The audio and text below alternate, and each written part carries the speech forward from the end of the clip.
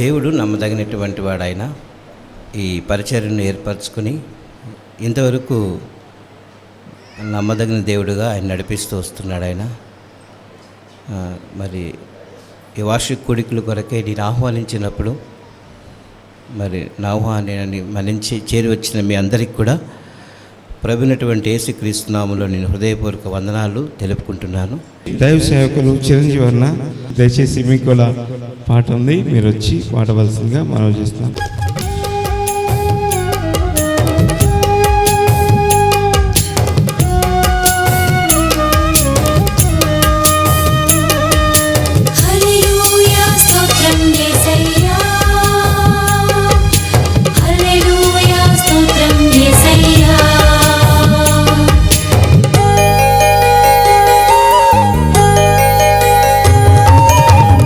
గడచిన కాలము కృపలో మమ్ము కాచిన దేవా నీకే స్తోత్రము.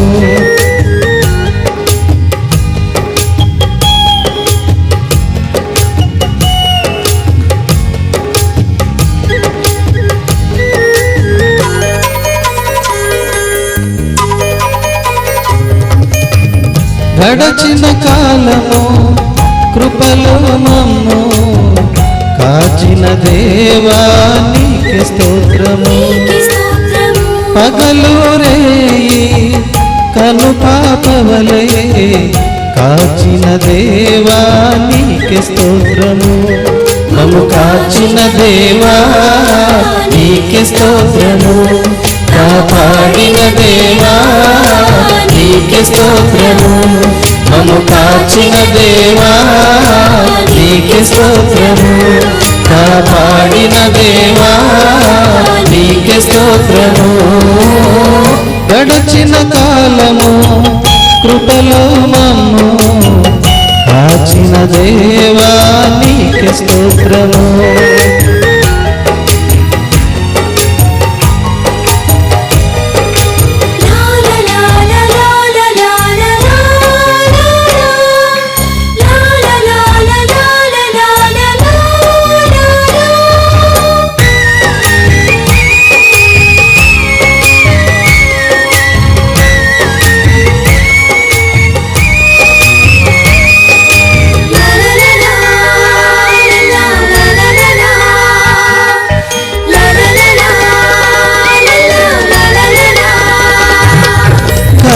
చెందిన కష్టకాలమున కన్న తండ్రివై మము ఆదరించిన కలుషమునలో కానవచ్చిన కాదనక నన్ను కరుణించిన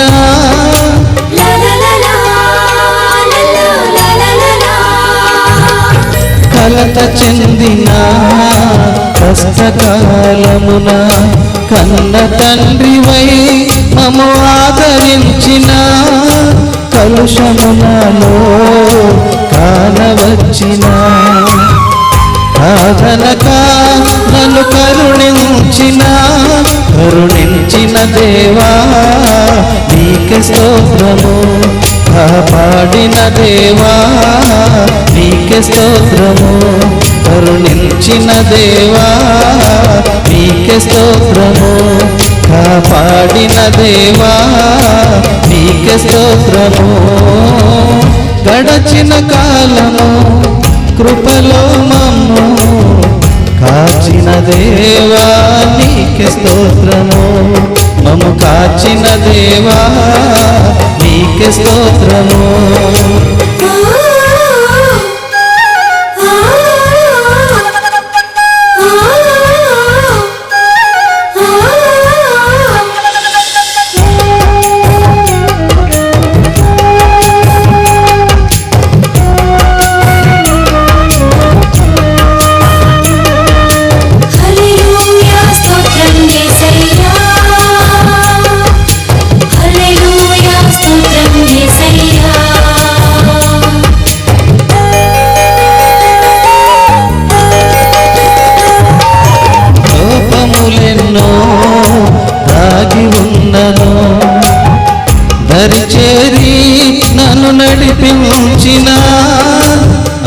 అవిధేయతలెన్నో ఆచరించిన, దీవెనలెన్నో దయచేసిన,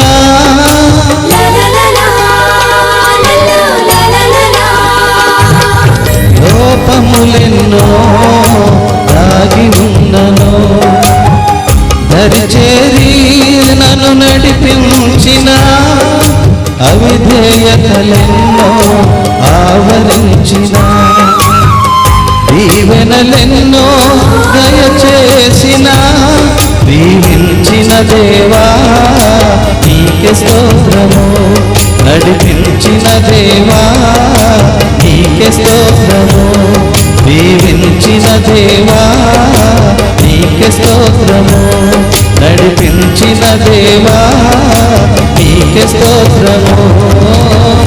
గడచిన కాలము కృపలో మమ్ము కాచిన దేవా నీకే స్తోత్రము, పగలు రేయి తను పాపమలే కాచిన దేవా నీకే స్తోత్రము, మమ్ము కాచిన దేవా నీకే స్తోత్రము, కాపాడిన దేవా నీకే స్తోత్రము, మమ్ము కాచిన దేవా నీకే స్తోత్రము, కాపాడిన దేవా నీకే స్తోత్రము.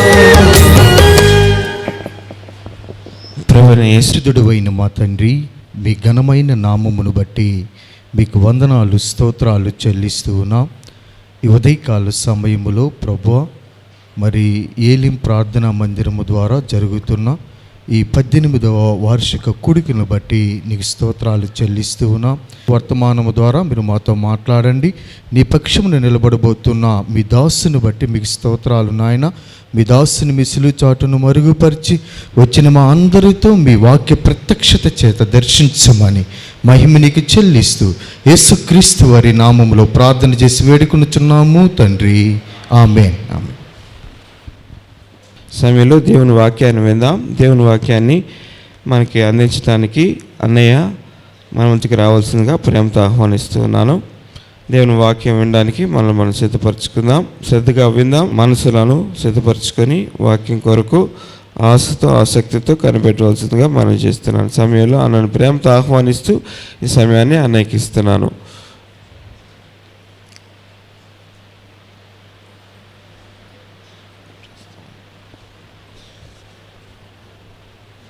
పద్దెనిమిదవ వార్షికోత్సవం జరుపుకుంటున్న ఈ సహవాసానికి, సహవాస పరిచారకులకు, సంఘంలో ఉన్న పెద్దలకు, విశ్వాసులకు నా శుభాకాంక్షలు తెలియజేస్తున్నాను. సంవత్సరాలు గడిచిపోతుంటాయి, కానీ ఏది ముఖ్యమైంది? ఆరంభించిన మొదటి సంవత్సరం, కొనసాగుతున్న 18వ సంవత్సరం, ఆ సంవత్సరమైనా ఈ సంవత్సరమైనా ప్రాముఖ్యమైనది ఏది? నా ప్రశ్న మీకేం అర్థం కాలేదు కదూ? ఈ బిల్డింగ్ ప్రాముఖ్యమైందా? పెరిగిన సంఖ్య ప్రాముఖ్యమైందా? తమ్ముడు కొండయ్య తర్వాత ప్రతాప్ నిలబడి వాక్యం చెప్పడం ప్రాముఖ్యమైందా? ఏది ప్రాముఖ్యమైంది? వీటన్నింటిలోనూ ఒక సేవకునిగానైనా ఒక విశ్వాసిగానైనా ఏది ప్రాముఖ్యమైంది అంటే దేవుని సన్నిధి. ఇన్ని సంవత్సరాలు మనతో ఉండేది, రాబోయే సంవత్సరాలలో కూడా మనతో ఉండబోయేది ఏమిటి అంటే ద ప్రజెన్స్ ఆఫ్ గాడ్, అంతే. ఇప్పుడు అసలైన మాటను మిమ్మల్ని అడుగుతాను. దేవుని సన్నిధిని, దేవుని ఉనికిని మీరు సంతోషంగా అనుభవిస్తున్నారా? సంవత్సరాలు గడుస్తున్నాయి, వాస్తవమే, కానీ దేవుని ఉనికిని అనుభవించగలుగుతున్నారా?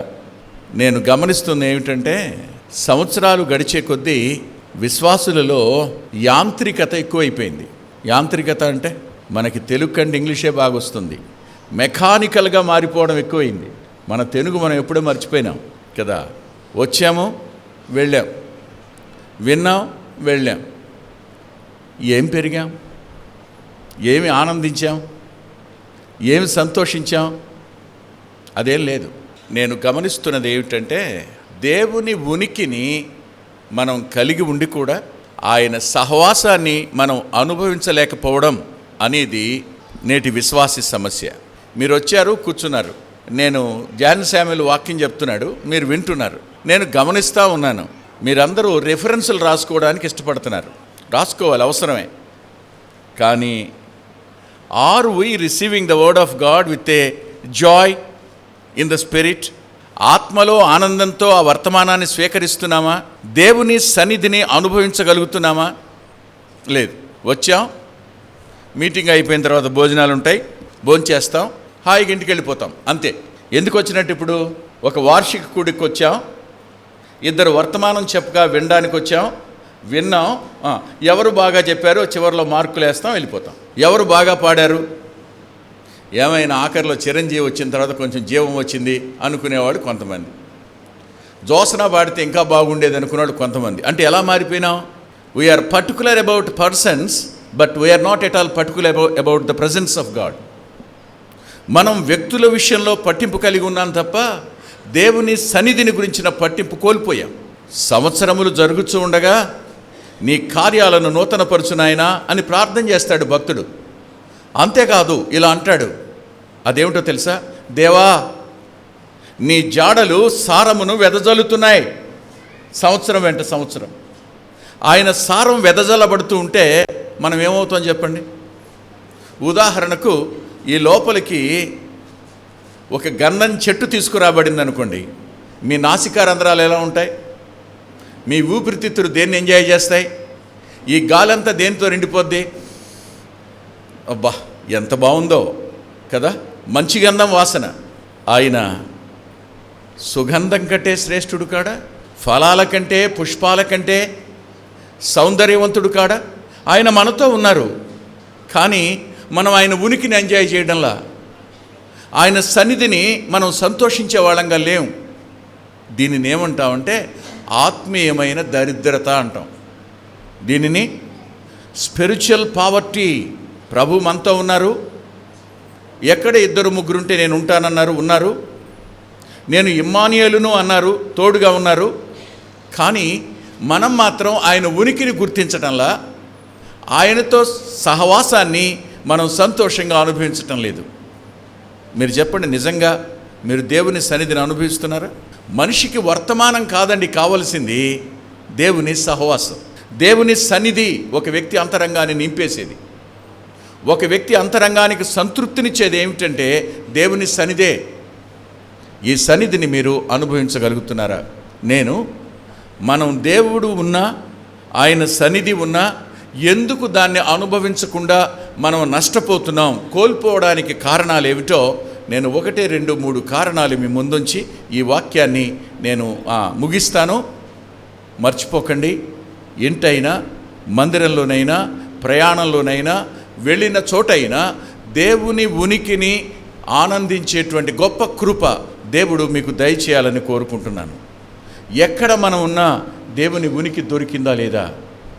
ఎక్కడ మనం ఉన్నా దేవుని సన్నిధి లభించిందా లేదా? ఎక్కడ మనం ఉన్నా మనం దేవుణ్ణి బట్టి సంతోషంగా ఉన్నామా లేదా? మనల్ని గౌరవించడాన్ని బట్టి కొంతమందికి సంతోషం. అయ్యా కొండయ్య అనండి, అబ్బా ఎంత బాగా పిలుస్తాడో బ్రదరు, నిజంగా అమ్మా, అరే నువ్వు కనపడ్డావురా, ఎంతకాలంగానో నేను చూద్దాం అనుకున్నాను రా అంటే చాలు, కడుపు నిండిపోద్ది మనకి. కొండయ్యన్న పిలుపు కోసం ఎదురు చూసేవాళ్ళు చాలామంది ఉంటారు. వాస్తవం, మీకు సేవకునికి ఉండవలసిన మంచి లక్షణం అది. అయితే మనం ఒకవేళ ఆ రోజు కొండయ్యన్న పిలవల, నువ్వు వచ్చావు, నిన్ను చూశాడు, నువ్వు కుర్చీలో ఉన్నావు అనుకున్నావు, అన్నయ్య నన్ను చూశాడు అనుకున్నావు, ప్రార్థన చేయడానికి కూడా పిలవలా, నిన్ను పలకరించని కూడా పలకరించలా. ఇప్పుడు నువ్వేం చేస్తావు? వెంటనే అనవసరంగా వచ్చాను కాబోలు. ఏం కోల్పోతావు? నీకున్న సంతోషాన్ని కోల్పోతాం. ఎవరిని బట్టి మనం సంతోషించాలి? ఎవరిని బట్టి మనం ఆనందించాలి? వ్యక్తులను బట్టి మనం ఆనందిస్తే ఆ ఆనందం కానీ సంతోషం కానీ కొద్ది సమయం ఉంటుంది, ఆ తర్వాత పోద్ది. కానీ దేవుని సన్నిధిని బట్టి ఆనందించేవాడు నిరంతరం సంతోషంగా ఉంటాడు. అతడు ఎక్కడున్నా ఆనందంగా ఉంటాడు. అలా లేకపోయి ఉంటే పౌలు జైల్లో ఆనందించండి నాతో పాటు అనేవాడు కాడు. పరిస్థితులు ప్రతికూలంగా ఉన్నా, మనుషులు విరోధమైన, అనుకూలత ఏదీ లేకపోయినా విడువని దేవుడు మనకు తోడుగా ఉన్నప్పుడు ఆయన ఉనికిని బట్టి, ఆయన సన్నిధిని బట్టి, ఆయన సహవాసాన్ని బట్టి ఆనందించడం మనం నేర్చుకుందాం. దేని బట్టి ఆనందంగా ఉండాలి? ఇప్పుడు వెంకటరత్నాన్ని బట్టి కాదు, యేసు ప్రభువుని బట్టి కదా. 10 కోట్ల వెంకటరత్నాలు కలిసినా ఆయన ఒక చిన్న పాదధూళికి సరిపోరు. ఆయన మనతో ఉన్నాడు. ఇది మన ఆనందానికి కారణం. ఆకాశ మహాకాశాలు పటజాలని వాడు భూమి మీదకి మానవుడిగా వచ్చి మనందరి కోసం ప్రాణం పెట్టి చనిపోయిన వాడు మనకు రక్షణాధారం అయితే, ఆయన మనకు కృపాధారం అయితే, ఆయన మనకు క్షేమాధారం అయితే, ఇంతటి వాడు మనకు తోడుగా ఉంటే we are neglecting him, we are neglecting his presence. మన మనసు దేనికోసం ఆశపడతా ఉంది, మన మనసు దేని కొరకు అరులు చాస్తూ ఉంది, కానీ ఎదురుగా ఉన్న ఆయన మాత్రం మనం పట్టించుకోం. పాలు పోసే వ్యక్తి వస్తాడు, ప్రతిరోజు పాలు పోయించుకుంటారు కదా, వస్తాడు. ఆ వ్యక్తితో మీరు ఎలా ఉంటారు? ఎంత నవ్వుతూ ఉంటారు? ఎందుకని?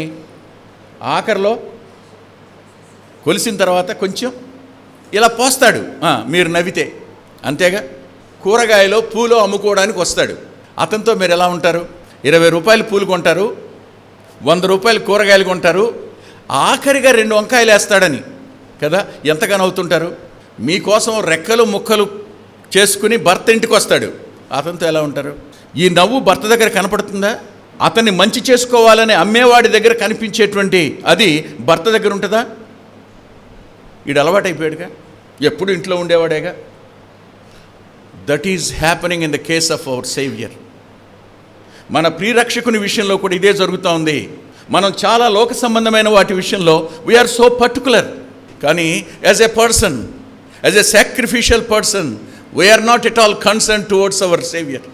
మన ప్రభు విషయంలో ఎంత కూడా పట్టింపు మనకు లేదు. ఇది దుఃఖానికి కారణం. సంవత్సరాలు జరుగుతున్నా ప్రభు పక్షంగా మన పట్టింపు పెరిగిందా? మనం ఆయనకు అత్యంత సమీపస్తులమయ్యామా? ఆయన్ని బట్టి మనం ఆనందిస్తున్నామా? మనల్ని బట్టి ఆయన సంతోషించేవాడుగా ఉన్నాడా? ఇది లేకపోతే 18వ సంవత్సరమైనా, 22వ సంవత్సరమైనా, 34వ సంవత్సరమైనా ఏదైనా ఉపయోగం ఉంటుందా? వచ్చాడు, నిలబడ్డాడు, తిట్టడం ప్రారంభించాడు. జానశామ్యులు అన్న మేలు, ఏ బాధ లేకుండా వాక్యంగా చెప్పేసి మీరే ఆలోచించుకోండి మనకు వదిలేశాడు. కానీ ఈయన వచ్చాడు, వచ్చిన దగ్గర నుంచి తిడుతూనే ఉన్నాడు. ఎందుకంటున్నానంటే అవసరం అంత గొప్పది, మనం నేర్చుకోవడం అంత ప్రాముఖ్యమైంది. దీన్ని మనం నేర్చుకోగలిగితే బైబిల్ చదివేటప్పుడు కానీ, మోకరించి ప్రార్థన చేసేటప్పుడు కానీ, తోటి విశ్వాసితో మాట్లాడేటప్పుడు కానీ, సహవాసంలో వాక్యం వినేటప్పుడు కానీ, మనం ఎక్కడ ఉన్నా we must be particular about the presence of God. దేవుని ఉనికి విషయమైన పట్టింపు మన హృదయంలో ఉంది. ఉన్నాడా లేడా? అక్కడే కూర్చున్నా, నా పక్కన సీటు ఖాళీగా ఉంది, చెయ్యి ఇలా పెట్టి ఇలా అనుకున్నా, ఇక్కడే ఉన్నావు కదా నాయన నువ్వు అని. ఇక్కడేగా ఉన్నావు నాతో పాటు, అది చాలు. ఇంతకు మించి ఇంకేమైనా కావాలా?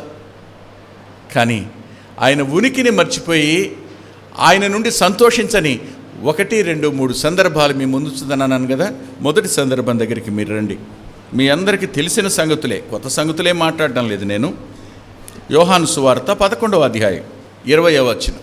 మార్త యేసు వచ్చుచున్నాడని విని ఆయనను ఎదుర్కొని వెళ్ళెను గాని మరియ ఇంటిలో కూర్చుండి ఉండెను. చాలండి, ప్రార్థన చేసుకుందామా?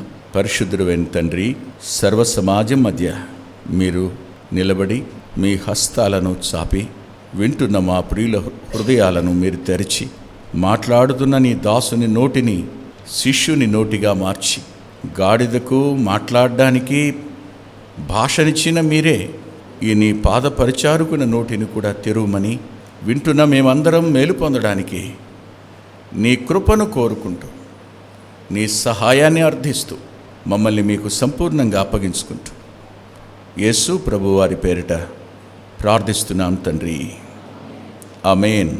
ఇది దేవునికి అత్యంత ఇష్టమైనటువంటి ఊరు బేతనియ. ఆయన తన పరిచర్యలో నాట్ ఇన్ హిస్ చైల్డ్హుడ్, 3.5 సంవత్సరాల పరిచర్యలో ఆయన ఎన్నడూ యెరూషలేములో రాత్రి నిద్రించినట్టు కనపడదు. ఆయన రాత్రి ఎప్పుడైనా ఉన్నాడు అంటే ఈ బేతనియ దగ్గరలోనే ఉన్నాడు, గెత్సిమనేలో ఉన్నాడు. ఆయన అనేక మార్లు బేతనియాకు వచ్చినట్టు మనం చూస్తాం. బేతనియాలో ఒక చిన్న ఫెలోషిప్ ఉంది, చిన్న ఫెలోషిప్. ఈ చిన్న సహవాసం వద్దకు ఆయన అనేక మార్లు వచ్చారు. వచ్చిన వారు ఇప్పుడు మరలా వచ్చారు. ఆయన వస్తున్నారన్న మాట వినగానే మార్త వెళ్ళింది. కానీ అన్నాడు, పరిశుద్ధాత్మదేవుడే. కానీ అనే పదం రాశాడు. అంటే వినడం ఇద్దరు విన్నారన్నమాట. లేకపోతే గాని అనే పదం రాసేవాడు కాదు. ఇద్దరు విన్నారు. ఎవరు వస్తున్నారని? ప్రభు వస్తున్నారని. ప్రభు వస్తున్నారని ఇద్దరూ విన్నా ఒకరు వెళ్ళారు, ఒకరు ఇంటనే ఉన్నారు. ఎందుకంటారు? ఈమె వెళ్ళి అడగాలని, ఆమెమో వస్తే అడగాలని. ఇంతే, తేడా ఏం లేదు. మీకు అర్థమైందా? కొందరు వెళ్ళి అడుగుతారు, కొందరు దగ్గరికి వస్తే అడుగుతారు. ఈ రెండు మనస్తత్వాలు ఇక్కడ. కానీ ఇద్దరి మనసులో ఉంది ఒకటే. ఏంటి చెప్పండి? Questioning God. ప్రభువుని ప్రశ్నించాలి. ఏ వ్యక్తి ప్రభువుని ప్రశ్నించాలి అనుకుంటాడో ఆ వ్యక్తి అంతరంగం దేవుని సన్నిధి నుంచి దూరం అవుతుంది. అనుమానం ఏమి లేదు. At any cost don't question God. ఎన్నడూ దేవుణ్ణి ప్రశ్నించకు. దేవుడు మన జీవితంలోకి అనుమతించిన వాటిని we have to accept, that's all. మనం వాటిని అంగీకరించవలసిందే. కానీ ప్రశ్నించడం చేయకండి. అనేక మార్లు ప్రశ్నించేటువంటి మనసుందే, అది దేవుని సన్నిధిని అనుభవించనేరదు. దేవుని ఉనికి యొక్క విలువను అది గుర్తించదు. ఇప్పుడు ప్రశ్నించేటువంటి మనసు వాళ్ళకు వచ్చింది. ఈమె వెళ్ళి ప్రశ్నించాలనుకుంది, వస్తే ప్రశ్నిస్తానని ఈమె కూర్చుంది. అంతే, ఇద్దరిలో ఒకటే మనసు. కాబట్టి వాళ్ళు ప్రభు దగ్గరికి వెళ్ళినా, ప్రభు శక్తిని వాళ్ళు ఇంతకుముందు విన్నా, తమ ఇంటిలోకి ఆయన వచ్చి అనేక మార్లు తమకు బోధించినా, వాళ్ళు దేవుని ఉనికిని ఆనందించలేకపోయినారు. దేవుని ఉనికిని they are unable to enjoy, సంతోషించలేకపోయినారు. ఎందుకు జరిగింది ఇది? ఎందుకు ప్రశ్నించాలనుకున్నారు వాళ్ళు? ఆ ఇంటిలో ఓ నష్టం జరిగింది. ఈ నష్టం అనేకులు, ఏంటబ్బా ఈ ఇంట్లో ఫలానా మరణం ఏంటిది? ఎందుకు ఇలా జరుగుతుంది? విశ్వాసుల అంతరంగాల్లో ప్రశ్నలు ఎక్కడొస్తాయి? మరణాల వద్ద. ఓ మాట చెప్పనా, ఆయన ఖచ్చితంగా రుజువు చేయాలనుకున్నాడు. ఏమని అంటే, అబ్బాయి మరణం అనేది సార్వత్రికం, ఏ తేడా లేదు. ఒక మారు మీరు చూస్తారా? చూడండి, ఇదే అధ్యాయంలో 3వ వచనం చదవండి.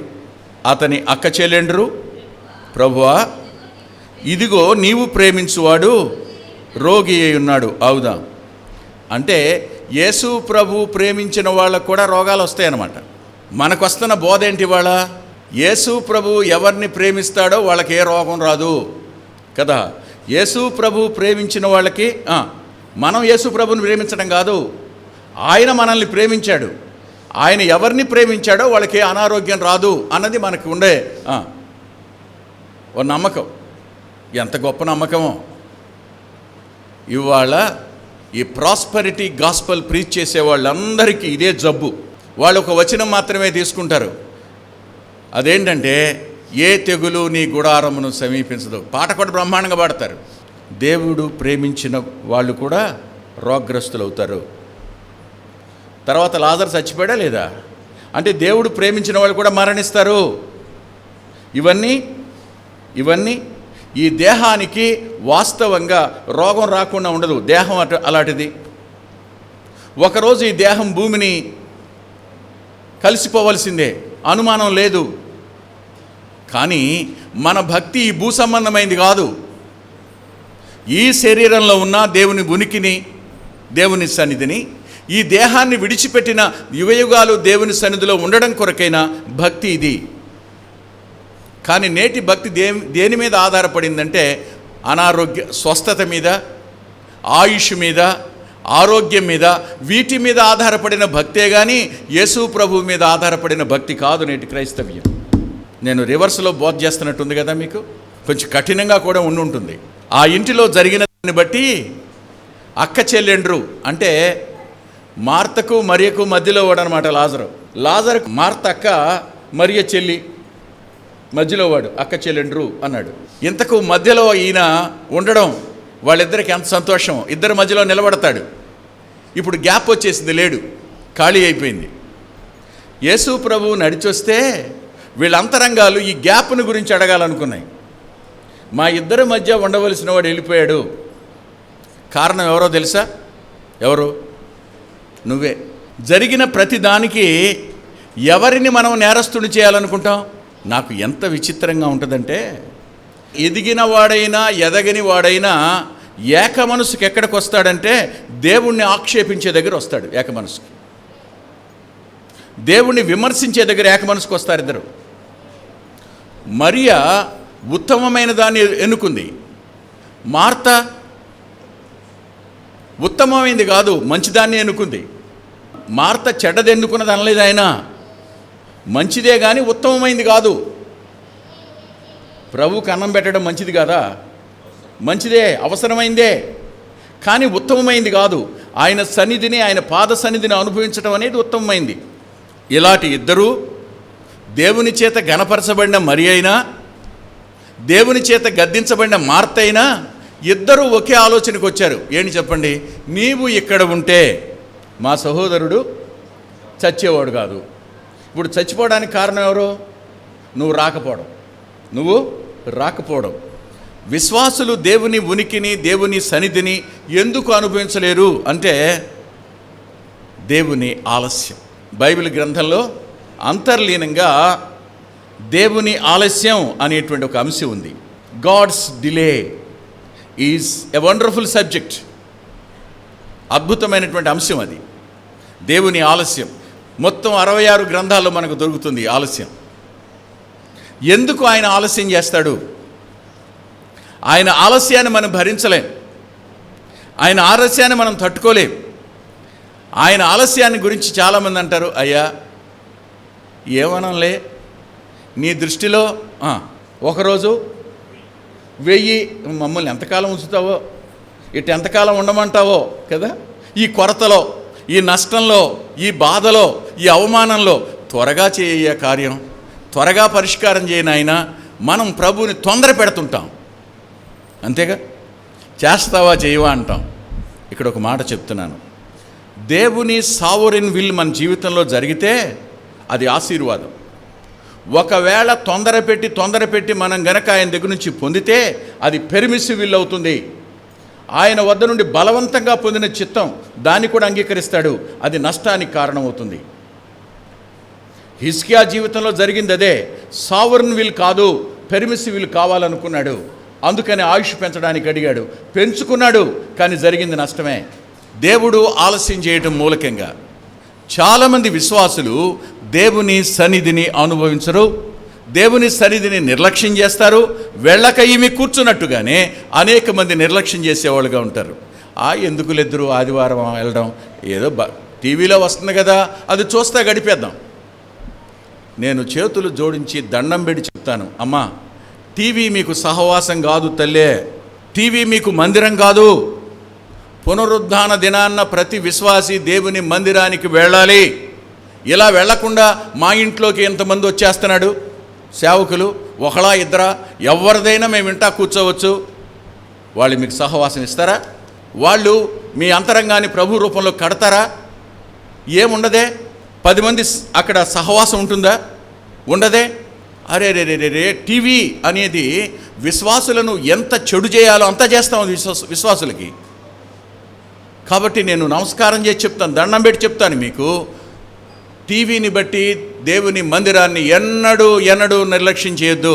వెళ్ళొచ్చులే, పర్వాలేదులే, ఈ వాక్యం విన్నామయ్యా, అక్కడ ఆయన చెప్పే వాక్యం ఏం బాగుంటుంది, ఎంత బాగా చెప్తాడో, కట్టేయి టీవీ, అతను ఎంత బాగా మాట్లాడేవాడని ఆపేయి, వెళ్ళు. ఆ దినము సమీపించుకొలది, సహవాసముగా కూడుట మానక రాసిపెట్టాడు హెబ్రీ పత్రికలో. నువ్వు దేనికోసం మాన్నా, దేనికోసం వెళ్లకుండా ఉండిపోయినా, నీవు దేవుని సన్నిధి యొక్క విలువను గుర్తించని వాడివే, దేవుని సన్నిధిని నీవు పట్టించుకొని వాడివే. ఆయన వద్ద నుండి వచ్చేటువంటి నూతనమైన సజీవమైన తాజాదనాన్ని నువ్వు అనుభవించలేవు. మరియ వెళ్ళల, మార్త వెళ్ళినా ఆయన ఇక్కడికి వచ్చినా ఇద్దరూ అడిగింది ఒకటే మాట, నీవు ఇక్కడ ఉంటే. ఎంత దుఃఖం. బేతనియాలో నా రక్షకుడు ఏడ్చాడు. ఒకవేళ ఈ రోజున ఎలీములో కూడా రక్షకుడు ఏడిస్తే నిన్ను బట్టి, ఆయన కళ్ళ వెంట కన్నీరు నిన్ను బట్టి, 18 సంవత్సరాల్లో ఎన్ని మార్లు మనం ఆయన దుఃఖ పెట్టుంటాం క్షణం ఆలోచించండి. ఆయన ఇక్కడ ఉంటాడు, మన మనసు ఆయన మీద ఉండదు, సీరియల్ మీదే ఉంటుంది. ఆయన మనతోనే ఉంటాడు, మన మనసు దీని మీద ఉండదు, అత్తగారు అన్న మాట మీదే ఉంటుంది. ఆయన ఇక్కడే ఉంటాడు, మన మనసు ఆయన ఉనికిని ఆనందించదు. జీతం తెస్తున్నాడు, శాంతం తెస్తాడా, ఇక్కడ పెట్టి వస్తాడా, దీని మీదే ఉంటుంది. ప్రమాదం ఉంది ఇక్కడ. కాబట్టి దేవుని ఆలస్యం అనేది కొన్ని మార్లు మనం ఆయన ఉనికిని ఆనందించలేకపోవడానికి కారణమవుతుంది.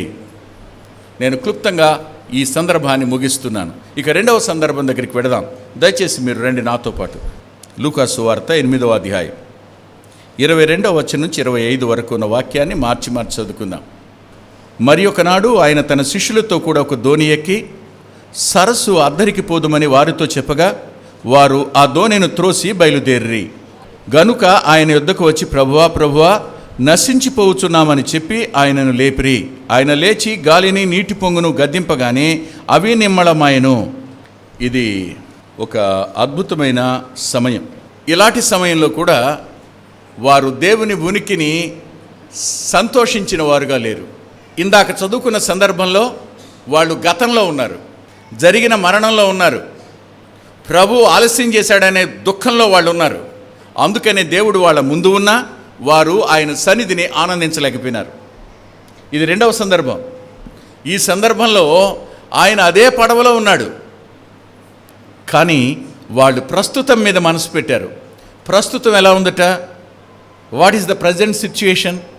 అపాయకరమైన స్థితి, సో డేంజరస్ కండిషన్. ఎప్పుడైనా మీరు సముద్రంలో తుఫాన్ వచ్చేటప్పుడు పడవలో ఉంటే మీకు తెలుస్తుంది. మరి ముఖ్యంగా ఆ చేపలు పట్టడానికి వెళ్ళే సహోదరులు ఉంటారే, వాళ్ళని కనుక్కుంటే ఇంకెంత బాగుంటుందో. ప్రయాణం చేసేటప్పుడే మధ్యలో గనక అలలు పెరిగితే అమ్మ ఎంత బాధ, ఎంత భయంగా ఉంటాయో. మనం ఇంక వెళ్తాం అద్దరికనే ఫీలింగ్ ఉండదు, ఇక రాలేం, అయిపోయాం ఇక్కడతో అనుకుంటాం. ఈ నీళ్ళలో ప్రయాణించినప్పుడు ఇవన్నీ కామన్ థింగ్స్. అంత అపాయకరమైన స్థితిలో ఉండగా ఆయన నిద్రపోతున్నాడట. ఇప్పుడు వీళ్ళందరికీ ఏమొచ్చింది చెప్పండి? మార్కు సువార్త 4వ అధ్యాయం 38వ వచనం చదవండి. ఆయన దోణె అమరమున తలగడి మీద తలవాల్చుకొని నిద్రించుచుండెను. వారు ఆయనను లేపి, బోధకుడా, మేము నశించిపోతున్నాము, నీకు చింత లేదా అని అడిగారు. వాళ్ళు తమను గురించి తాము ఆలోచించుకున్నారు, వెంటనే ప్రభువుని గురించి ఆలోచించారు. తమను గురించి తాము ఆలోచించుకున్నప్పుడు వాళ్ళు ఏ కంక్లూషన్కి వచ్చారంటే, వీఆర్ ఆల్ పెరిష్డ్, అయిపోయాం రేఖ, ఇంకంతే, మన శవాలు ఎడిపోతాయో. ఇక భార్యను చూసే పని లేదు, పిల్లలను చూసే అవకాశం లేదు మనకి. ఈరోజు లాస్ట్ డే, అయిపోయాం, నశించిపోయినట్టే. ఏ కంక్లూషన్కి వచ్చేశారు? పరిస్థితులన్నీ అపాయకరంగా ఉండగా ప్రస్తుతం మీద మనసుంచిన వాడు నశించిపోయాను అనే ఆలోచనకు వచ్చాడు. తన గురించి ఆలోచించుకుని ప్రభువుని గురించి ఆలోచిస్తే ఏమొచ్చింది వాళ్ళ మనసు కంక్లూషను? ఈయనకే చింత లేదు, మనం చచ్చిపోయినా ఆయన నిద్రపోతాడు ఈయన, అంతేగా. ఎందుకు ఈ ఆలోచనకు వచ్చారు? ఇందాక చెప్పాను కదా మీకు, దేవుని ఆలస్యం అని. అలాగే దేవుని ఆలస్యంలో ఒక అంతర్భాగమైన మరో అంశం ఏమిటంటే దేవుని మౌనం. కొన్ని విషయాలు దేవుడు మౌనంగా ఉంటాడు, ఏం మాట్లాడు, ఏమి జవాబు ఇవ్వడు, పట్టించుకోనట్టు ఉంటాడు, మనతోనే ఉంటాడు. అబ్బా ఎంత కష్టమో, ఎంత దుఃఖం వచ్చేస్తుందో. అరే రే ఇన్ని మాటలు అంటున్నాడు ఈయన, ప్రభు నాతో ఉన్నాడు కదా, పట్టించుకోడేంటి? అవునా? అకస్మాత్తుగా కాలు చేయి పట్టేస్తే ఎంత బాగుండో ఈయనకి. దేవుడు నాతో ఉన్నాడని రుజువు వచ్చేసేది. ఆ పని చేయడు, తిట్టనిస్తానే ఉంటాడు ఆయన్ని. మీ మనసులో ఏమనిపిస్తుంటాయి? ఎందుకు చేయడు ఈయన, పట్టించుకోడేంటి, నేను ఇంత అయిపోతుంటే. ఆయన ఎందుకు విశ్వాసిని, ఆరాధనకురాలు, నేను పాటలు పాడేదాన్ని, ఎంతైనా దేవుని కోసం కష్టపడేదాన్ని, నన్నేం పట్టించుకోడు ఈయన. ఒక్క మాట చెప్పునా, నేను విశ్వాసులు ధైర్యం తెచ్చుకోవాల్సింది ఇక్కడే. మనం ఎక్కడున్నాం మనం? మాట్లాడండి. మన ధోనిలో యేసున్నాడా, యేసు ధోనిలో మనం ఉన్నామా? చెప్పండి అమ్మా. మన ధోనిలో యేసున్నారా, యేసు ధోనిలో మనం ఉన్నామా? సమస్తం ఎవరి ఎందున్నాయి? సమస్తానికి ఆధారకుడు ఎవరు? సమస్తాన్ని నడిపిస్తున్నవాడెవరు? ఇప్పుడు ఆయన నీవు ఒకే ధోనిలో ఉన్నారు. అది నీదనుకుంటేనే ఈ తిప్పలన్నీ. అది ఆయింది అనుకోకపోవటం వల్లే నువ్వు చింతించింది. ఒక ప్రశ్న అడుగుతాను, ఇందులో ఎక్కువ శాతం చేపలు పట్టేవాళ్ళని ఉంది? పాపం వీళ్ళందరిలోకి ఇసిరేసినట్టు ఈయనొక్కడే వడ్రంగోళ్ళ అబ్బాయి, ఈయనొక్కడే కార్పెంటర్స్ అన్న. ఈయన సముద్రం ఆళ్ళకి పరిచయమా ఈయనకి పరిచయమా? ఈత ఆళ్ళకి వస్తుందా ఈయనకి వస్తుందా? భౌతికంగా ఆలోచిద్దాం. ఇప్పుడు ఒకవేళ మునిగిపోతే ఈదగలిగిన వాళ్ళు ఎవరు? ఈయన వాళ్ళు వచ్చి ఈయన ఏమంటున్నారు? తాత ముత్తాతల నుంచి చేపలు పట్టేవాళ్ళేమో వాళ్ళును, ఈయనకేమో ఈతతో అలవాటు లేనోడు ఈయన దగ్గరికి వచ్చి ఏమంటున్నారు చెప్పండి? భలేవాడిలాగున్నావే నువ్వు, హాయిగా పండుకుని నిద్రపోతున్నావు, మా పరిస్థితి ఇంత అపాయకరంగా ఉంటే నిద్రెట్ట వస్తుందా నీకు? రాత్రి అంతా గుర్రు పెట్టి నిద్రపోయారు. ఆయన పగలంతా పరిచర్య చేస్తూనే ఉన్నాడు, రాత్రంతా మోకాళ్ళ మీద ఉన్నాడు ఆయన. నా ప్రియరక్షకుని యొక్క దినచర్య చూస్తే ఒక్క మాట అండి, the humanities of Jesus is a wonder అని అడుగుతుంది. యేసు ప్రభు యొక్క మానవత్వమే భూమి మీద ఒక అద్భుతం. కాలాన్ని అంతగా సద్వినియోగం చేసుకున్న మరో వ్యక్తి భూమి మీద కనపడ్డు. ప్రయాణంలో ఆ కొద్దిసేపు అమరం మీద తలవాల్చి నిద్రపోవడమా? దేవదూతల రెక్కల మీద గమనం చేసేవాడు, గాలి రెక్కల మీద గమనం చేసేవాడు, ఆయన ఈ చెక్క మీద తలబెట్టుకుని పండుకున్నాడంటండి. అందున కదిలేటువంటి వాటితో ఎంత అలసిపోయి ఉంటాడంటే, ఆయనకి నిద్ర ఎంత అవసరమైంది అంటే, ఎంత తుఫాను వచ్చినా లేవలేనంతగా ఆయన నిద్రలోకి వెళ్ళాడు. ఆ కొద్ది సమయమే నిద్ర ఆయనకి, మళ్ళా ఒడ్డుకు రాగానే నిద్ర ఉండదు. ఇక ఇలాంటి వారి దగ్గరికి బాగా నిద్రపోయిన వాళ్ళు, నేను ఒక మాట చెప్తా, నేను కంటి నిండా నిద్రపోయి ఎంతకాలం అయిందో నాకు ఇలా అనిపిస్తుంది. ఒక 2 రోజులు అసలు అన్నం నీళ్లు లేకుండా నిద్రపోతే ఎంత బాగుండని. నిద్రలోకి వెళ్ళినా నా మనసు ఆలోచిస్తానే ఉంటుంది. లేస్తే ఎలా ఉంటుందంటే నిద్రపోయినట్టు ఏమి ఉండదు, బడలేక తీరినట్టుగా కూడా ఉండదు. నా బుర్రకు నేను ఒక అలవాటు చేశాను, పండుకునేటప్పుడు వాక్యం ధ్యానిస్తూ అలా వాక్యంలోకి వెళ్ళిపోవడం. నిద్రలోనే వాక్యం ధ్యానించుకుంటూ ఉంటాను. తెల్లవారేటప్పటికి వర్తమానం సిద్ధం అవుద్ది హృదయంలోకి, కానీ దేహానికి ఏమి రెస్ట్ ఉండదు. సచ్ ఎన్ ఎక్స్టెంట్ నా మైండ్ అంతగా ఇదైనట్టు కనపడుతుంది. ఆఫ్టర్ ఆల్ ఆయన పాద పరిచారకుడు 10 కోట్లలో ఎందుకు పనికిరాని కుక్కమూతి పిందే ఇలా ఉంటే, సృష్టికర్తగా రక్తమాంసాల్లో పాలివాడై సంపూర్ణమైన మానవుడిగా ఉన్న ఆయన ఇంత పని, ఇన్ని లక్షల మంది వచ్చేవాళ్ళు, వాళ్ళందరినీ బాగు చేయటం, వాళ్ళందరికీ చెప్పటం, వాళ్ళందరినీ సర్దటం, వాళ్ళందరికీ నిత్యత్వాన్ని గురించి ప్రకటించటం నటన కాదు కదా, ఇది జీవితం. దొరికిందేదో తినడం, అవమానాన్ని నిందని సహించడం, కొద్దిసేపు నిద్ర దగ్గర వెళ్ళి నీకేం చింత లేదంటాయా, మేము నిద్రపోతున్నాం, మేము నశించిపోతున్నాం అన్నారు. మనం కూడా ఇలా అనుకుందాం. ఈ పడవ మునిగిపోతే అవమానం నీకా ఆయనకా? మాట్లాడరే. ఈ పడవ మునిగితే ఎవడికి అవమానం? ఆయనకా నువ్వా? నువ్వు అల్పకాలం ఉండేదానివి, ఆయన శాశ్వత కాలం ఉండేవాడు. ఆయన సర్వశక్తిమంతుడు, మన శక్తి కొంచెం. ఆయన సర్వజ్ఞాని, ఆయన జ్ఞానం నుంచి కొంచెం డిరైవ్ చేసి నీలో నాలో పెట్టాడు. క్రైస్తవుని ఓడ మునిగిపోతే క్రీస్తుకు అవమానం. ఈ అవగాహన మనకు లేక ఆయన మౌనాన్ని, ఆయన ఉనికిని మనం ప్రశ్నించేవాళ్ళంగాను, ఆయన మీద నింద వేసేవాళ్ళంగాను, ఆయన సన్నిధిని అనుభవించలేని వాళ్ళంగా మనం మారిపోతుంటాం. ఎంత బాధో. ఇది కాదా మీ వ్యక్తిగత జీవితాలు?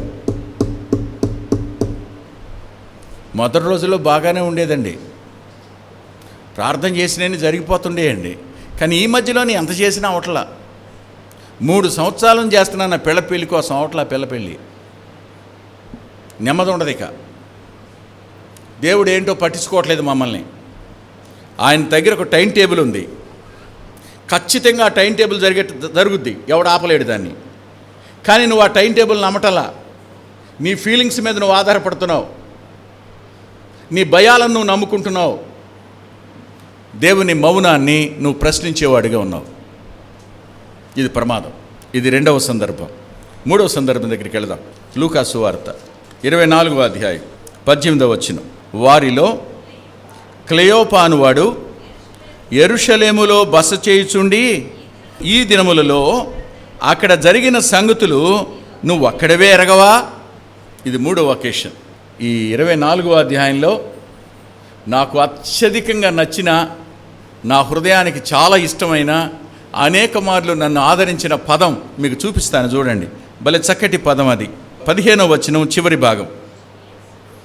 యేసు తానే దగ్గరకు వచ్చి వారితో కూడా నడిచెను. యేసు తానే దగ్గరకు వచ్చి వారితో కూడా నడిచాను. ఎవరు వీళ్ళిద్దరూ? శిష్యులే.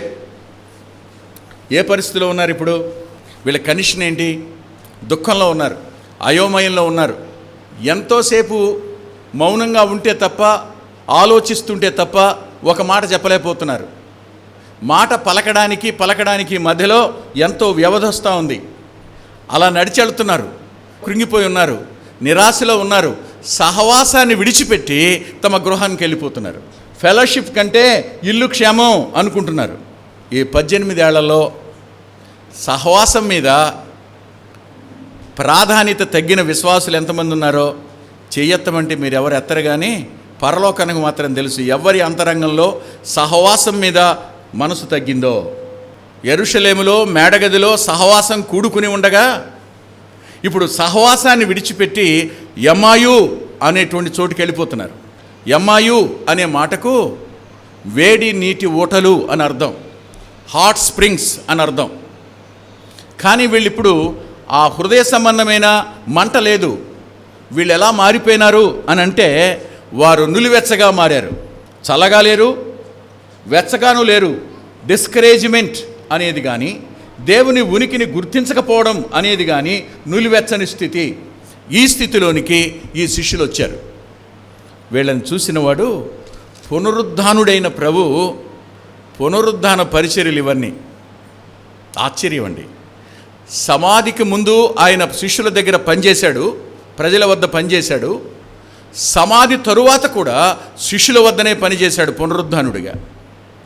వాళ్ళని ఎలా తీసుకొని రావాలి, ఏ ఏ పరిస్థితుల్లో ఉన్న వాళ్ళని వెంట పెట్టుకుని వచ్చాడో అవన్నీ చూస్తే అదో పెద్ద గ్రంథం అవుతుంది. అంటే చదువుకుని మనం రాయగలిగితే ఆయన తానే ఈ ఎమ్మాయు మార్గంలో తానే వారి దగ్గరకు వచ్చి వారితో కూడా కలిసి నడిచాడు. అంటే వీళ్ళు యెరూషలేము నుంచి వెళుతున్నారు, ఆయన కూడా వెనక నుంచే వచ్చాడనమాట. గబగబా నడిచి వచ్చినట్టు కనబడ్డాడు, వచ్చి వాళ్ళతో ఎకంపెనీ అయ్యాడు. నడుస్తున్నాడు. నడుస్తూ నడుస్తూ తానే వచ్చాడు, తానే నడుస్తున్నాడు, తానే జోక్యం చేసుకున్నాడు. ఏంటబ్బాయి మాట్లాడుతున్నారని అసలు ఈయన వాళ్ళు పట్టించుకోలే. ఈయన ముఖ వెంక కూడా చూసి ఉండరు కదా. వాళ్ళతో నడుస్తున్నా ఈయన గుర్తుపట్టలేదు. ఈయన యొక్క ఉనికిని వాళ్ళు గొప్ప విలువైందిగా కూడా అనుకోలే. ఎవరోలే పరాయివాడు, ఓ పాదచారి, మనతో పాటు నడుస్తున్నటువంటి బాటసారి అనుకున్నారు తప్ప ఆయన ప్రభు అని వాళ్ళు గుర్తించలే. అనేక సార్లు సహవాసాన్ని విడిచి వెళ్ళేవాళ్ళు, సహవాసానికి దూరం అయ్యేవాళ్ళు దేవుని ఉనికిని గుర్తించలేరు. దేవుని ఉనికిని గుర్తించలేరు. దేవుని సహవాసం కోసం వెళ్ళేవాళ్ళు ఎక్కడున్నా దేవుని కోసం నమ్మకంగా ఉంటారు. వీళ్ళు దేవుని సహవాసం కోసం వెళ్ళలేదు. వీళ్ళు ఎందుకు వెళుతున్నారు అని అంటే నిరాశతో వెళుతున్నారు, నిస్పృహతో వెళుతున్నారు. ఇక యేసు ప్రభు లేడనే ఆలోచనతో వెళుతున్నారు. యేసు ప్రభు ఉన్నాడనే ఆలోచన కాదు వీళ్ళకి, యేసు ప్రభు లేడనే ఆలోచన బలంగా వీళ్ళలో ఉంది. నడిచి వెళుతున్నారు. ఆయన వాళ్ళతో కూడా వెళుతున్నప్పుడు ఆయన అడిగాడు, ఏంటయ్యా మాట్లాడుకుంటున్నారని. వెంటనే వాళ్ళకి భలే కోపం వచ్చేసింది. ఏమన్నారు? యెరూషలేములో ఉన్నట్టుంటున్నావు, అటునుంచేగా వస్తున్నావు, నీకు ఒక్కడికే తెలియదే ఏంటి అన్నారు. ఎవరిని? మరి ఏమంది? మార్త ఏమంది? నీవు ఇక్కడుంటే అందా? శిష్యులు ఏమన్నారు? నీకేం చింత లేదంటయ్యా అన్నారు. వీళ్ళు ఏమన్నారు? నీకు తెలీదా ఏంటి, నీకు ఒక్కడికే తెలీదా అన్నారు. అర్థమైందా మీకు? మన మాటలు ప్రభువుని గాయపరుస్తాయని ఎప్పుడైనా ఆలోచించారా? మన ప్రశ్నలు ప్రభువుని దుఃఖపరుస్తాయని ఎప్పుడైనా ఆలోచించారా? నిజంగానండి, దేవుని పిల్లలు గాయపరిచినంత లోకస్తులు దేవుణ్ణి గాయపరచరండి. దేవునికి అత్యంత దుఃఖం కలుగు చేసేది ఎవరంటే ఆయన పిల్లలే. వాక్యం చెప్తారు, చెప్పే వాక్యానికి జీవితానికి సంబంధం ఉండదు. బతుకు వేరు, ప్రసంగం వేరు. ఏడుస్తాడు ఆయన. వాక్యం వింటాం, బాగుందంటాం, దాన్ని ఆచరించాం, దుఃఖపడతాడు ఆయన. దేవుని అంతరంగానికి క్షోభ కలుగు చేసేది సంఘంలో ఉన్న విశ్వాసులే. ఆయన మీద విసుక్కుంటారు, ఆయన మీద నింద వేస్తారు. దేవుడు ఉన్నాడు, మనతోనే ఉన్నాడు, ఆయన ఉనికి మనతో ఉంది. ఆయన సన్నిధిని మనం అనుభవించలేకపోవడానికి ఆయన ఆలస్యం కారణం అనుకుంటున్నాం, ఆయన మౌనం కారణం అనుకుంటున్నాం. ఆయన తానే నడిచి మనతో మాట్లాడుతున్నప్పటికీ మనం ఆయన్ని గుర్తించలేకపోవడానికి కారణం ఆయన. ఎంత మాట అన్న వాళ్ళకి ఆయన చూపించిన ఉన్నతమైన ప్రేమ ఏమిటో తెలుసండి. బైబిల్ గ్రంథంలో ఎవ్వరికీ లేనటువంటి గొప్ప ఆధిక్యత బేతనీ ఇంటికి వచ్చింది. ఎవరికీ లేనటువంటి గొప్ప ఆధిక్యత ఆ పడవలో ఉన్న వాళ్ళకి వచ్చింది.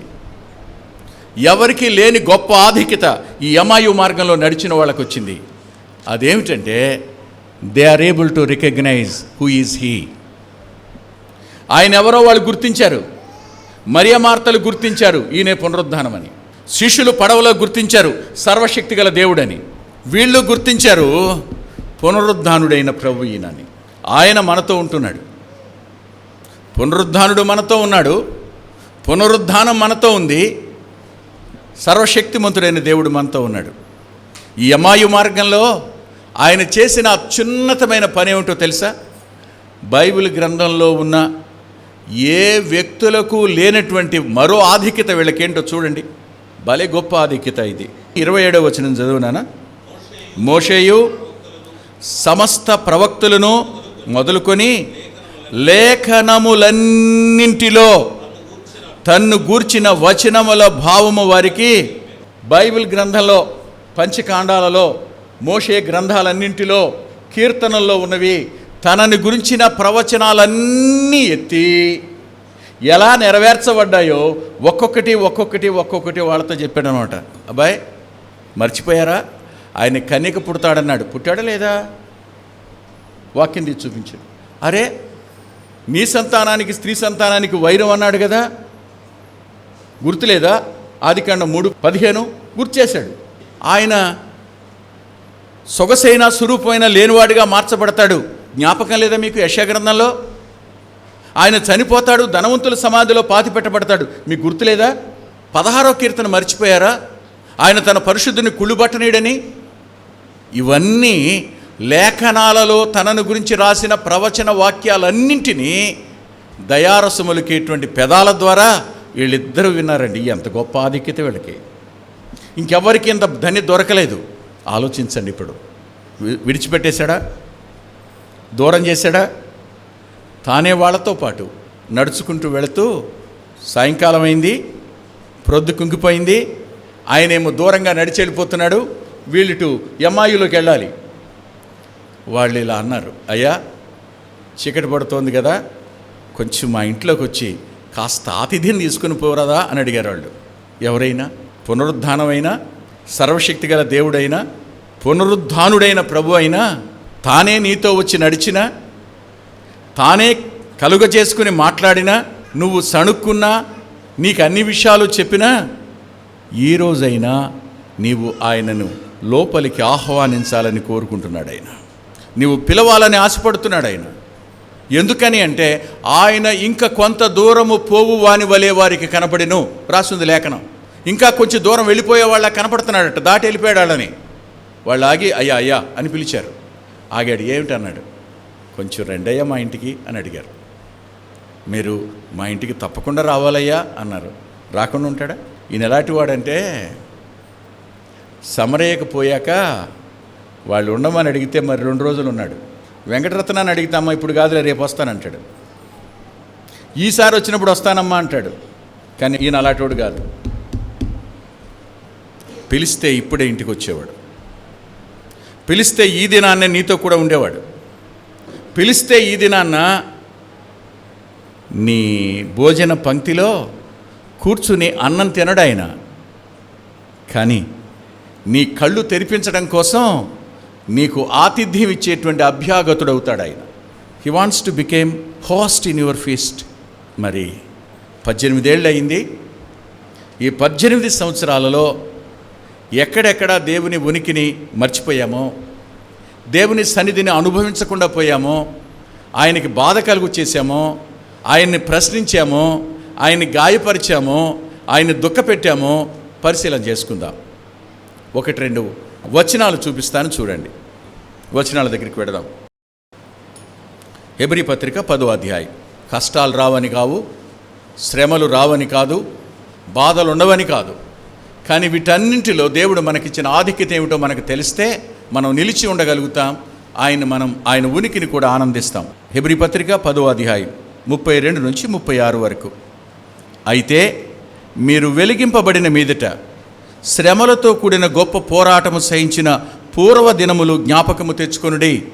ఎలాగనగా మీరు ఖైదులో ఉన్నవారిని కరుణించి మీకు మరి శ్రేష్టమైనదియు స్థిరమైనదియునైన స్వాస్థ్యమున్నదని ఎరిగి మీ ఆస్తి కోల్పోవుటకు సంతోషముగా ఒప్పుకుంటురి. మీరు దేవుని చిత్తమును నెరవేర్చిన వారై వాగ్దానము పొందు నిమిత్తము మీకు ఓరిమి అవసరమై ఉన్నది. ఏం చేయాలి?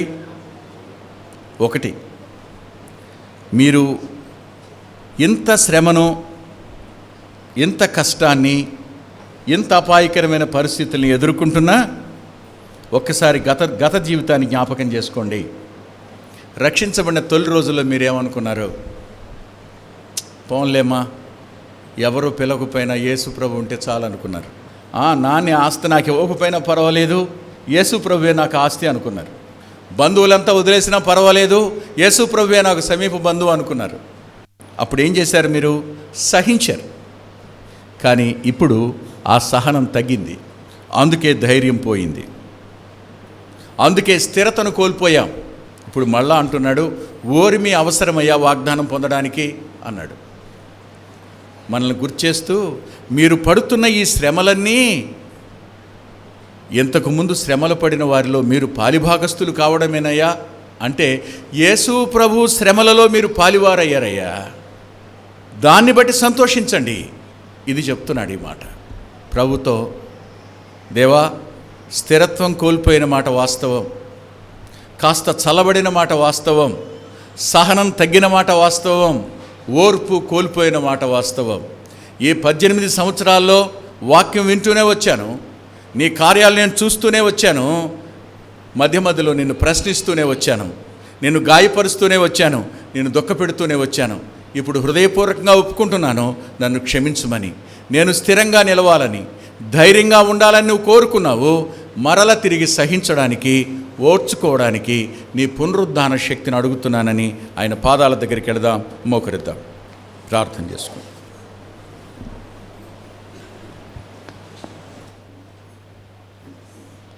తలలు వంచి ప్రార్థన చేసుకుందాం. విన్న దేవుని వాక్యపు వెలుగులు, దేవుని సన్నిధిలో మన హృదయ అంతరంగాలు పరీక్ష చేసుకుంటూ ప్రార్థనలో ముందుకు సాగుతాం. ప్రార్థన చేసుకుందాం. తల్లి, ప్రేమ నమ్మకము కలిగిన మా పరలోకపు తండ్రి, పరిశుద్ధుడా, మీకు వందనాలు స్తోత్రాలు చెల్లిస్తున్నాం. మీ అపారమైన ప్రేమ కృపను బట్టి మీ కృతజ్ఞత చెల్లించుకుంటున్నాం ప్రభా. మా కొరకై తండ్రి మీ కృపను ఎంతగానో వ్యయపరుస్తున్న విధానాన్ని బట్టి మీ కృతజ్ఞత చెల్లించుకుంటున్నాం. ఈరోజు ఉదయకాలం నుండి తండ్రి మీ పాద సన్నిధిలో చేరాం. నైనా మీ సన్నిధే మాకు అవసరమై ఉంటున్నట్లుగా మేము చూస్తున్నాం ప్రభా. మీ సహాయం కొరకు ప్రార్థన చేస్తున్నాను తండ్రి. మీ చిత్తాన్నిచ్చి బయలుపరిచి ప్రభా మీ సన్నిధిలో ప్రభా ఈ దినము నైనా నీ బిడ్డలందరూ ప్రభా వాక్యము ద్వారా బలపడిన విధానం బట్టి మీ కృతజ్ఞత చెల్లించుకుంటున్నాం. వాక్యమే దేవుడై ఉంటున్నాడు కాబట్టి ప్రభా ఆ వాక్యాన్ని ధ్యానించి ఆ వాక్యానుసారంగా మా జీవితాల్ని నడుచుకుంటూ మీ సహాయాన్ని అనుగ్రహించని ప్రార్థన చేస్తున్నాం తండ్రి. మీకే వందనా స్తోత్రాలు చెల్లించుకున్నాం ప్రభా. మీ యొక్క ఉనికి మా మీద ఉంచినందుకే మీకు వందనాలు. మా యొక్క ప్రయాణాల్లో, మా నిత్య జీవితంలో ప్రభా మీరు మాకు తోడు నీడుగా ఉండి ప్రతి విషయంలో కూడా తండ్రి మీరే సహాయంగా ఉండి నడిపిస్తున్నందుకై మీకు వందనాలు. మీ చిత్తం లేకుండా మా జీవితాల్లో ఏది జరగదు. ఎందుకంటే ప్రభా మేము మిమ్మల్ని నమ్ముకున్నాం, మా హృదయాల్ని మీకు అర్పించుకున్నాం ప్రభా. హృదయ రహస్యాలు ఎరిగిన దేవుడి నీవు కాబట్టి ఆ హృదయం తండ్రి మీరు చూచేటువంటి దేవుడు కాబట్టి ప్రభా పై మెరుగులు కానీ పై డాబులు కానీ చూచేవాడు కాదు. హృదయ రహస్యాన్ని ఎరిగినటువంటి దేవుడు కాబట్టి ప్రభా ఇదిగో నాయన మా యొక్క హృదయాల్ని మీకు అర్పించుకున్నాం. మీ పాద సన్నిధిలోకి వచ్చాం, మీ వాక్యం విన్నాం, వాక్యము ద్వారా బలపడేటువంటి భాగ్యాన్ని మాకు అనుగ్రహించే మీకు వందనాలు చెల్లించుకున్నాం. ఎక్కడ 2-3 కూడి నా నామన్న స్తుతిస్తారో వారి మధ్య ఉంటానని సెలవిచ్చిన నా దేవా మీకు వందనాలు. మీరు ఈ యొక్క లేమి ప్రార్థనా మందిరంలో మీరుండి ప్రభా ఈ కార్యక్రమానికి మీరు అధ్యక్షత వహించి ఆది అంతమైండి నడిపిస్తున్న విధానం బట్టి మీ కృతజ్ఞత చెల్లించుకుంటున్నాం ప్రభా. మీ చిత్తం, మీ ఏర్పాటు, మీ నడుదలను బట్టి నైనా జరగవలసిన కార్యక్రమం అంతను మీ బలిష్టమైన చేతులకు అప్పగించుకున్నాం. మరి ముఖ్యంగా నైనా మీ దైవజనుడు పిల్ల వెంకటరత్నం గారిని ప్రభా అనేక ప్రాంతాల్లో మీరు వాడుకుంటున్న విధానం బట్టి మీ కృతజ్ఞత చెల్లించుకుంటున్నాం ప్రభా. ఇంకనూ అనేక ప్రాంతాల్లో మీ సేవకుడు వాడబడి ప్రభా మీకు మహిమకరంగా తండ్రి ఉన్నట్లుగా మా జీవితాల్లో కూడా తండ్రి అలాంటి జీవితాన్ని మాకు అనుగ్రహించమని ప్రార్థన చేస్తున్నాం. మీ సేవా కార్యక్రమాల్లో ఎదుగుటకు సహాయం చేయండి. మరి ఈ యొక్క కార్యక్రమాన్ని చేపట్టిన జోసెఫ్ కొండయ్య గారిని, వారి కుమారుడు ప్రతాప్ని మరి జ్ఞాపకం చేసుకోండి, వారి కుటుంబాన్ని జ్ఞాపకం చేసుకోండి ప్రభా.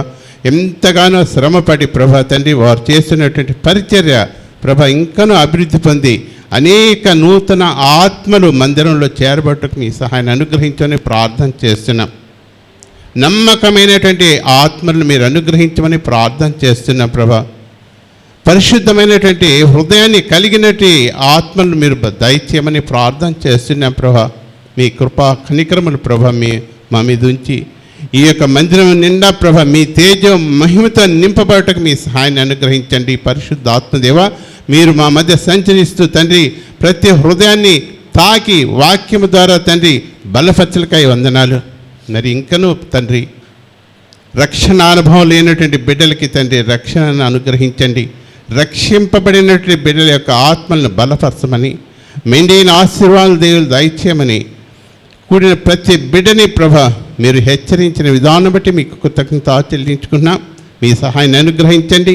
ఇంకా నువ్వు జరగని కార్యక్రమంతో మీ బలిష్టమైన చేతులకు అప్పగించుకున్నాం. మీరే సహాయంగా ఉండి నడిపించి ఆశీర్వదించమని యేసుక్రీస్తు వారి అతి పరిశుద్ధ నామం బట్టి ప్రార్థన చేసి వేడుకుంటున్నాం తండ్రి. ఆమేన్, ఆమేన్. దేవుని పరిశుద్ధ నామానికి మహిమ కలుగును గాక.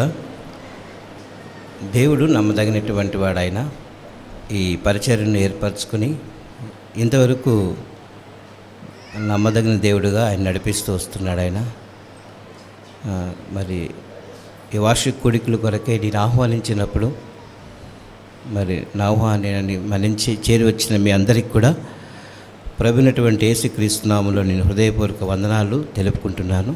ఈ సమయంలో మా మధ్యలో అన్నయ్య ఒక పేరు పెట్టాలి.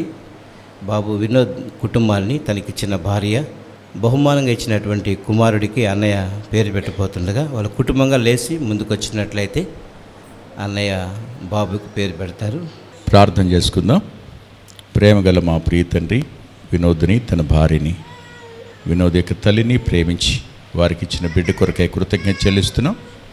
తనకు జాన్ ఐజక్ అని పేరు పెడుతూ ఉండగా స్థిరపరచండి. యోహాను ఏ రీతిగా నీకు అత్యంత ప్రియుడో, ఐజక్ ఏ రీతిగా నీ అంతరంగాన్ని, నీ చిత్తాన్ని నెరవేర్చిన వాడుగా ఉన్నాడో అట్టి కృప ఈ బిడ్డ పక్షంగా ఉంచండి. చిన్ననాటిని రక్షించబడేటువంటి భాగ్యం ఇవ్వండి.